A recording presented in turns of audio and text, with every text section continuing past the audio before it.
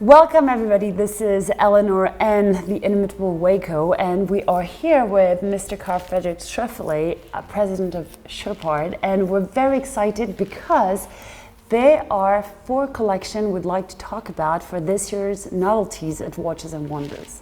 First of all, congratulations, everything's absolutely stunning, and everything has a story as well. Thank you. Well, yes, every novelty has its own story and its own challenges, and I'd love to tell you more about that. Because if we start with the Alpine Eagle collection, which you have introduced in 2019, this year the Alpine Eagle kind of goes big. It's XL, it's Chronos, it's things you haven't done in the past, including a watch that has this beautiful open work, which you don't like to call a skeleton watch. Why is that? Yes, indeed. If I take it in my hand for everyone to see, I think the important thing about this watch is that we wanted to stay within the design frame of a contemporary sports watch, or elegant contemporary sports watch. And we thought that the traditional skeletonized movement would not fit, because you would have to have engraved bridges and parts, and usually you would have more of a gold color scheme. Now here we are with something that is very much integrated into the case, and the case is a very contemporary, bold looking case. It looks rough to some extent. It looks rough, but it's supposed to look a little bit rough. Because here we are talking also about a titanium case. Titanium being a very modern material, very much in demand and light. And so the combination between the gray of the titanium, the gray color of the movement, I think is just, to me, it's a perfect combination. And yet, if you turn the watch around, you still discover a very beautiful gold micro rotor, which is the trademark of the 196 base movement with the double barrels, and of course chronometer certified. And it's an extremely still thin watch. A very thin watch. Yeah. Very elegant. Which is something that you discover as soon as you turn it around. So I think overall, I'm particularly proud about this watch, because when I suggested the design to some members of the family, they were not convinced. Really? But that's not the first time, so okay, good. I never worry about that. Yeah. But it's really nice because last year we saw the first sort of marriage in heaven between the Alpine Eagle case and the Caliber 1.96, which are 2 beautiful hallmarks of Chopard. Yes. It's really nice to see that now being extrapolated in different versions. We saw last year also a flying tourbillon version with stop seconds of that, but now we see an open work movement, and it's stunning to behold. But the open work movement is really interesting to me because you have created your own open work language, right? It's almost as if like when you throw a stone into a pond and you see ripples, right? It's almost as if the cannon pinion is that point where the stone hits it, and then you see these open work ripples that are coming outwards. I mean, talk to me about the design language. Here you could say form follows shape, not function, because you have this round openings. Everything is embedded. Which are, according to the bezel, and so you really have. We were looking to find a design language that really incorporates the movement within its case, although there is no dial. And you have these little, just hints of gold throughout. You've got this beautiful dark gray finish to the open work movement, and then you've got the gear wheels, and then, as you say, this gold rotor in the back as well. And just the contrast between that is so dynamic. It's an absolutely charming watch. And on the wrist, 41 mm in diameter, if I'm not mistaken, just over 8 mm in terms of thickness. It is just effortless to wear, and it's just so complex. But so charming and modern at the same time. And as Eleanor had mentioned, in grade 5 titanium, it's, you could do anything with this watch on. But isn't it also the thinnest Alpine Eagle there is throughout the entire collection? Yes. You see? Well done, Eleonor. And my work is done. Thank you very much. So perhaps we can go from the thinnest This Alpine Eagle to probably the heaviest one. Exactly. Or the largest one. This is the Chrono XL, and you gave that particular name also to the blue that is used inside the dial. Yes, we're thinking of the Rhone River, which is very significant for anyone who lives in Geneva, but also anyone who thinks about the mountains, the glaciers, which are unfortunately very crisp blue. Disappearing. But when this water escapes the glacier, it will have a color similar to that. Very difficult to imitate nature, as we all know, but we thought this would be probably the right color. And this is not the heaviest XL because it's titanium. With a rubber bracelet. Yes. With a rubber bracelet. So it's very, very comfortable to wear still.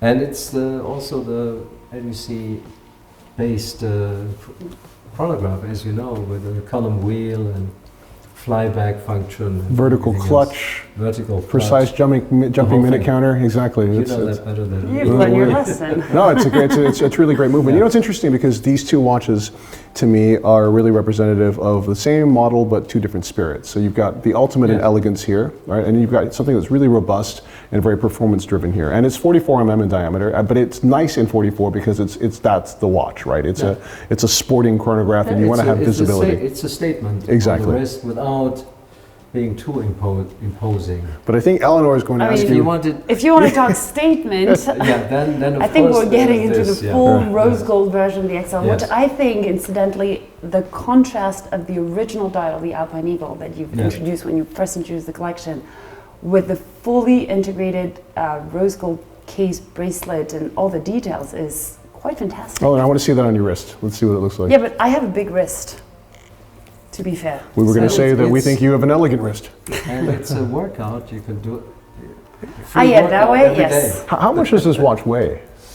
I think it weighs close to 300 Yeah, it's, plus. it could be a weapon, Almost half a actually. kilo, right? Yeah. Depends how many But- links you take off. Good point.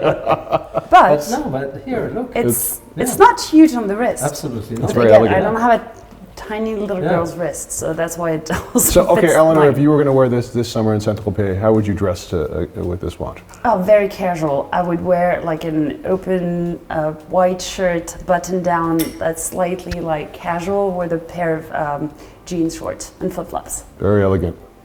Yeah, I can imagine. I like that. Yeah, that's good, Like good style. when you have a watch like this, you have to go the other way around in terms of style. Otherwise, it becomes too much, too tacky, too visible, and you just play it like, yeah, I do wear a fully Looks very gold watch, natural. a chrono, It does, yes. and it's effortless. And according to Fashion Week, How does boho it is back. feel? It's quite heavy, I'm not gonna lie. It's quite heavy, I but think you get used to After a everything. few hours, you get used to it.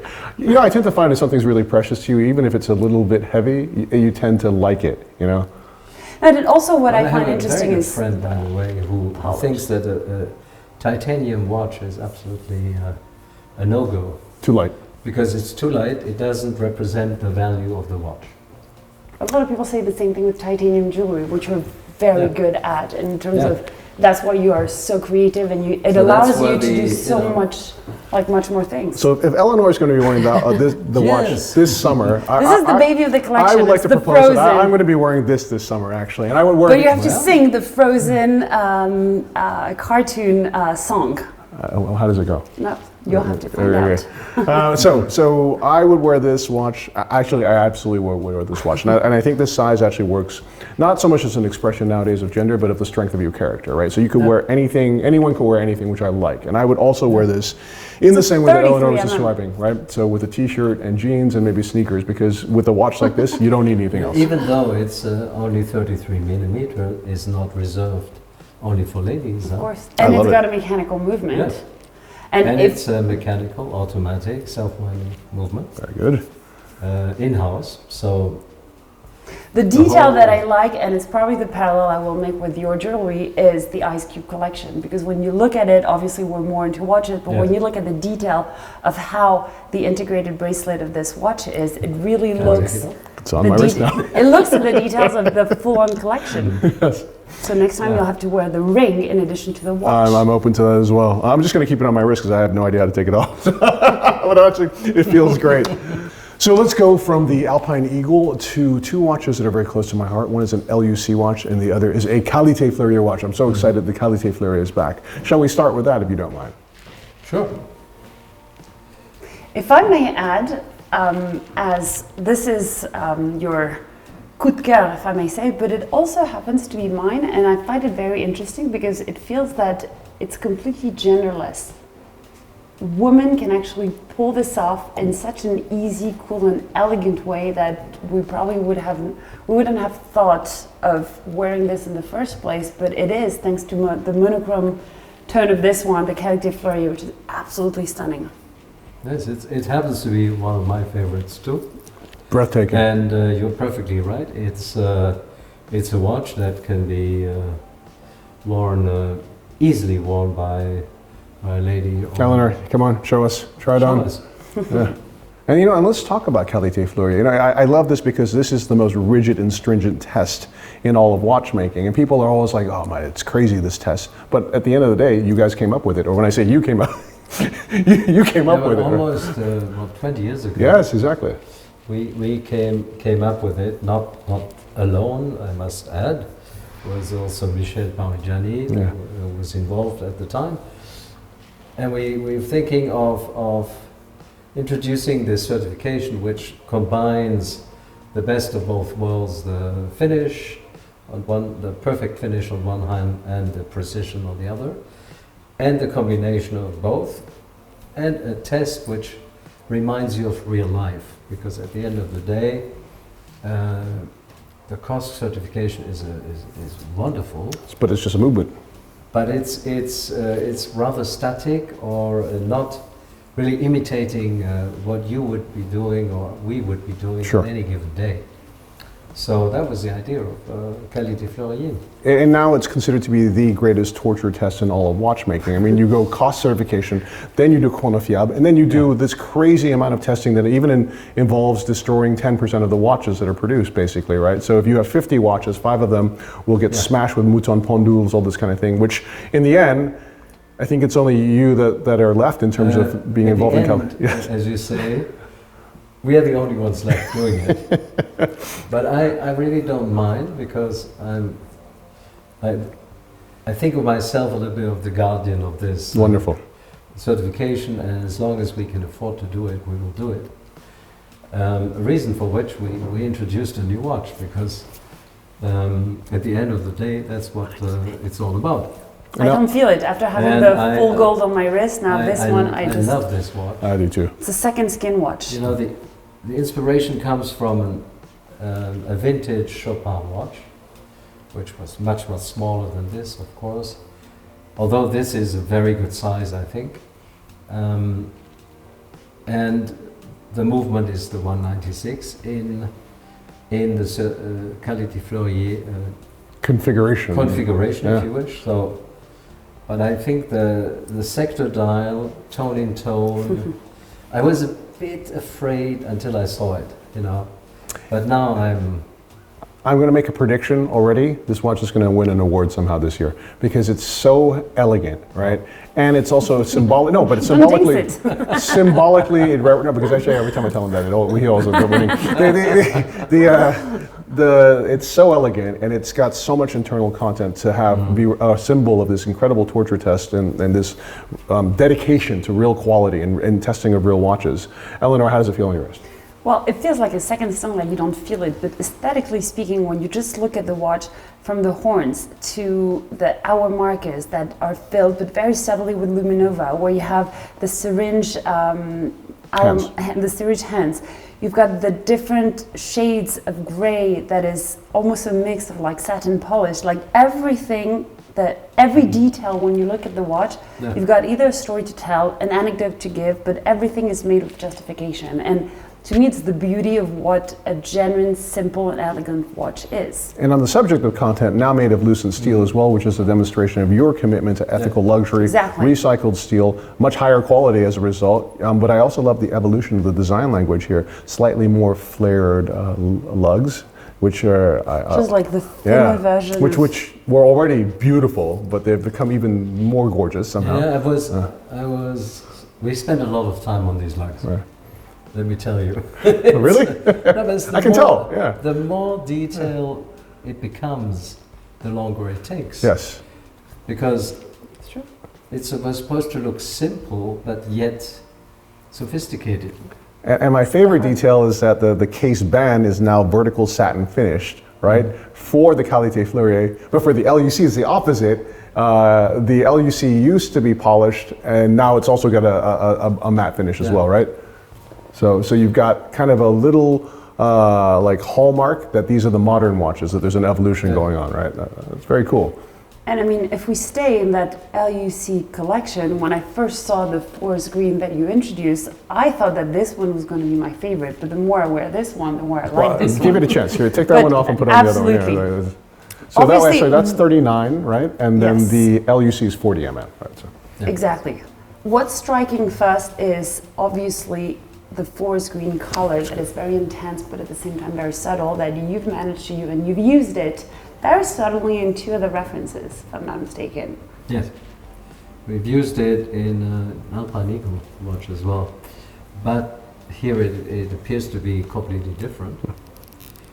And it's kind of green that I personally like, because it's not too aggressive. And the discreet. That's awesome. Sorry. Can be green, can be gray from far away. There's a color change also going on depending on the day of light. And the contrast also with the way the hands are, but also what you have, and you've written a very good article about it. Well, I was going to say that your dial design language is really beautiful, and this idea of taking sector dials and reframing them for, with a little bit of modern design, making them your own, and creating really a new evolution to the LUC design language. It's very strong. I mean, the designs of the dials are gorgeous. But what is, sector dial is something that we know, but if you were to explain to somebody who's hearing for the first time what a sector dial is, and what is the inspiration from 1940s Bauhaus movement after Art Deco, how would you describe? I've learned my lesson. I think you just described them, Eleanor. No, but it has this genuine and true definition of what a sector dial is. I think it's about readability. Yeah. It's about readability and about, geometric approach to telling time. And here I think we've taken, as you said, we've taken it just a little bit further. Gorgeous. Yeah, it's about framing the design of the dial so that you've got a compartmentalization of each of the, the hour indexes, the seconds. It's just legibility, but the function of that is it creates an aesthetic that is very beautiful. And I think that you are really becoming kind of the modern masters of the sector dial. I think that's a really nice, nice title.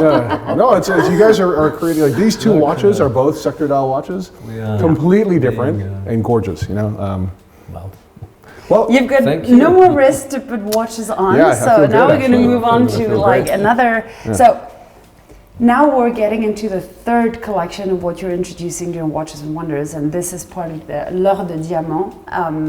When we look at all the watches all together, there's a really high level in terms of detail. Every watch has some sort of detail, from a hand to a finish to a movement to anything.